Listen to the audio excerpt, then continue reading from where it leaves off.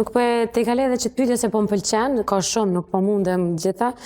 Kemi kohë. Jo, hajde nalni tjera të emision.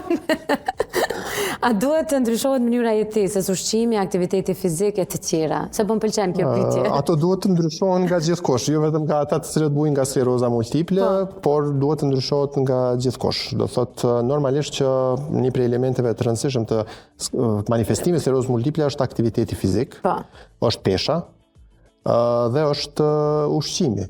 Tash nuk ka smundje neurologjike, po flas, që nuk ndërlidhet me këto parametra. Kështu që për atë arsye ne sugjerojmë gjithmonë, por një gjë që e sugjerojmë pacientëve me sklerozë multiple është që nuk do të munden, por të mundohen ta vazhdojnë jetën aty ku nuk e kanë ditë që e kanë sklerozë multiple.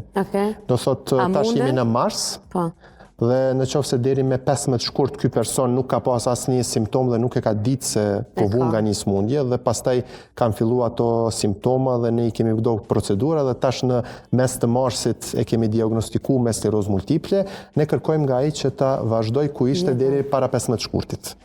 Fizikisht mundet, tek I fjallën psikikisht, se psikikisht është pak më e rëndë. Do t'jetë ajo faza e adaptimit në terapi, por është edhe një kënaqësi që pastaj kur I sheh këta persona, se tash ne kemi një komunitet me të cilat pothuajse të njihemi me të gjithë, me gati 800 pacientë në sklerozë multiple që I njohim me emër dhe mbi emër se kush janë. Kemi një komunitet që njihemi dhe takohemi, do thot shumë shpesh, ndoshta më shumë se sa disa shokë të ngushtë që nuk I takojmë atë shpesh. Prandaj gjithmonë kërkojmë prej tyre dhe I shohim pastaj me kalimin e viteve që vjen adaptimi, vjen martesa, lind fëmia I parë, lind fëmia I dytë, do thot bëjnë një jetë normal. Pra, adaptimi psikologjik është diçka që realizohet me kohë dhe sigurisht që ndodh, por është mirë që po I shohim edhe që fizikisht pastaj kthehen dhe I shohim në mesin tonë.